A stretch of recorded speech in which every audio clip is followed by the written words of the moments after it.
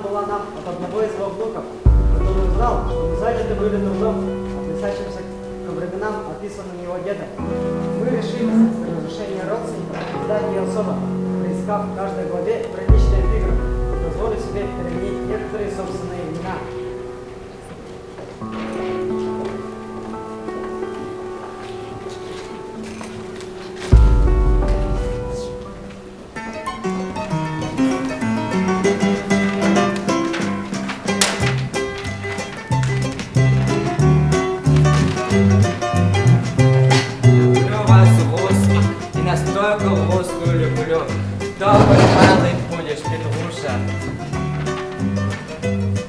Чем ты это занят? Это твои занятия по географии? Так вот вы чем занимаетесь? По контракту вы обязаны учить Петруш по-немецки, по-французски и всем наукам. 7 бед, 1 ответ. Слава Богу!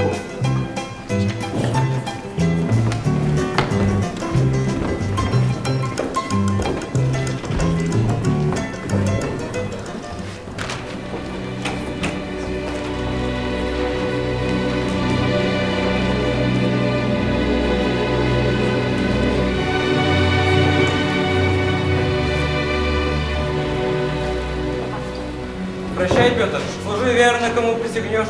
Слушайся начальников, за их лаской не гоняйся, на службу не напрашивайся. И помни пословицу: береги платье с нову, а честь с молоду.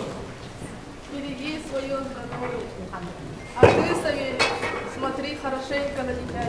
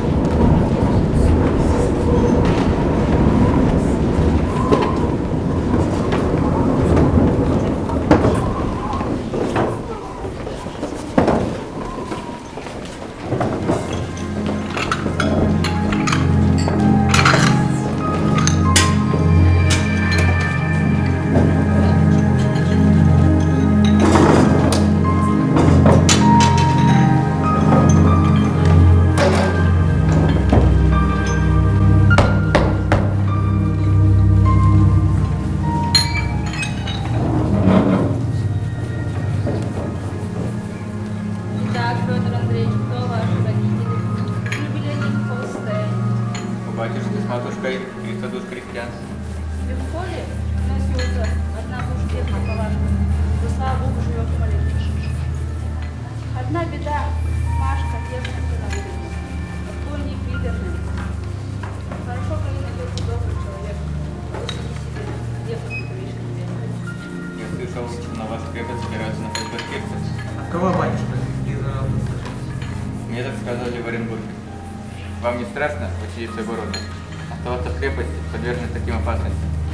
Привычка мы, батюшка, так привыкли, что если как нам люди там сказать, злодеям было крепости.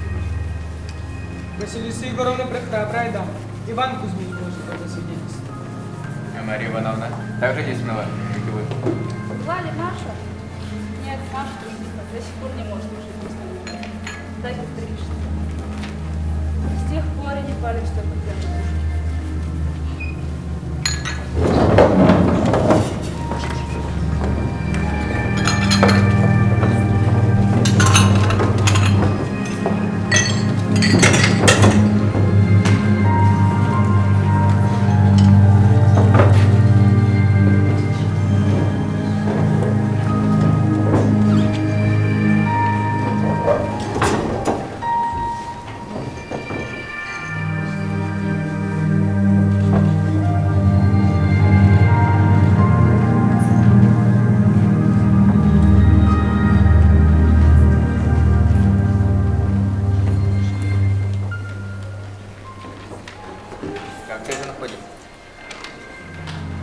Песня твоя совсем не хороша. Ты, узнав мои напасти, жалься Маша над мной. А кто это Маша, перед которой ты так нежно изъясняешь? Уже не Мария или Ваня? Не твое дело, кто бы ни была эта Маша. Не требую ни твоего мнения, ни твоих догадок. Если это Маша Миронова, то я знаю по опыту ее нрав и обычай. Ей нужно пара сережек вместо их нежных стишков. А почему-то нет такого мнения. Ты лжешь, мерзавец. тот же самым бесстыдным образом. Это тебе так не пройдет, вы мне дадите сатисфакцию. Изволь, когда хочешь. Зачем откладывать? Здесь нам никто не помешает.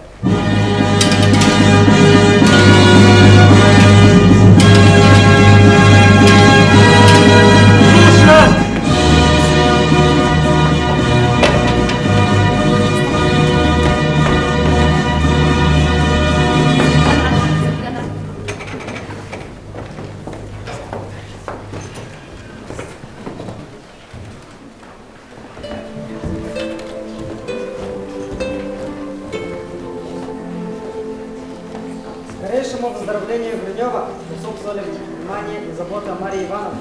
Она ни на минуту не отходила от нас. Теперь он был уверен в ее чувствах и решил написать батюшке красноречивое письмо с просьбой о благословении. Что это с вами сделалось, как вы Все кончено.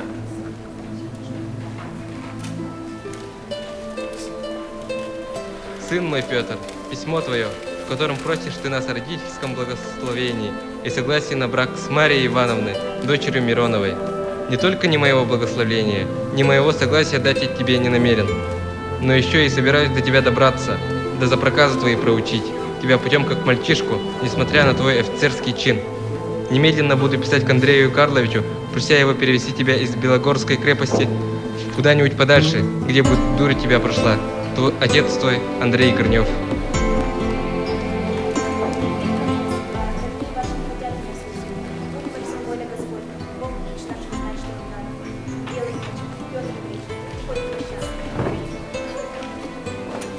Этому не бывает. Ты меня любишь, я готов на все. Пойдем, кинемся ноги твоим родителям. Они люди добрые, вместо пикеты гордецы. Они нас благословят, мы венчаемся, а там со временем все будет видно. Нет, Алексей, не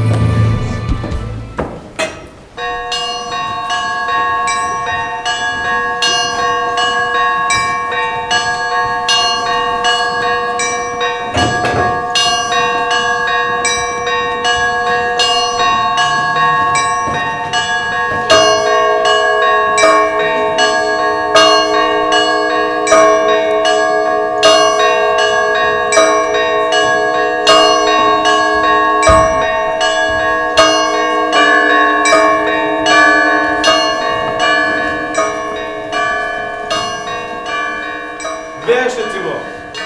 Стойте, окаянный! Погодите! Отец родной, что здесь смерть морского дитя? Пусти его! За него тебе выкуп дадут. А для примера и страха ради вели хоть повесить меня, старика. Отпустите его! Целую руку! Целую руку! Целую руку! Быстро стой! Грынь, посол рот! Сунь ему в ручку! Ваше благородие, видать, ваше благородие, видать, одурел от радости. Поднимите его.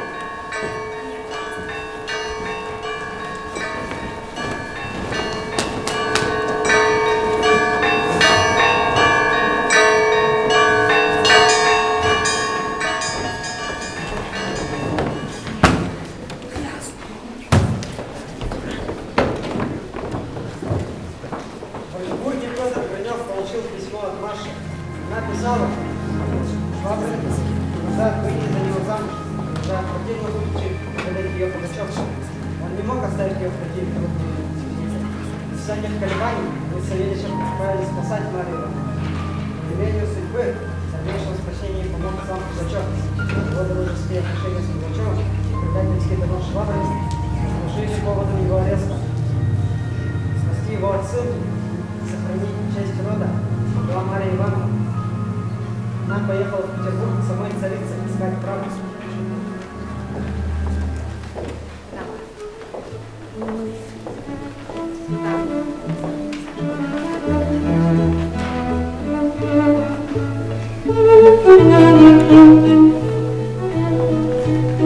Thank you.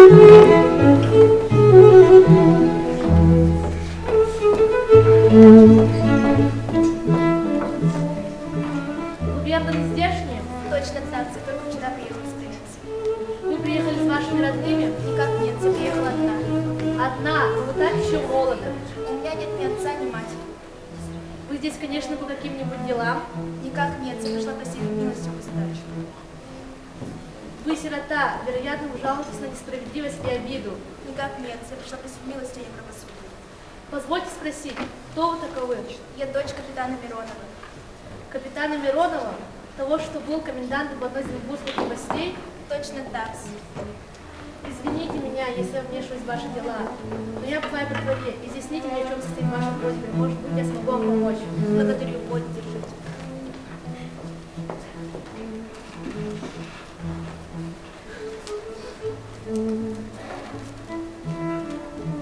Вы просите за Гринева?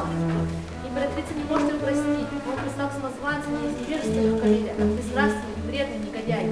Ах, неправда. Как неправда? Неправда и Богу неправда. Он один подвергался всему, что постигло его. И если не оправдался перед судом, то только потому, что не был судом. Где вы остановились? У Анны Власовны. А, знаю. Прощайте, не говорите никому о нашей встрече. Я убеждена в невинности вашего жениха. Благодарю.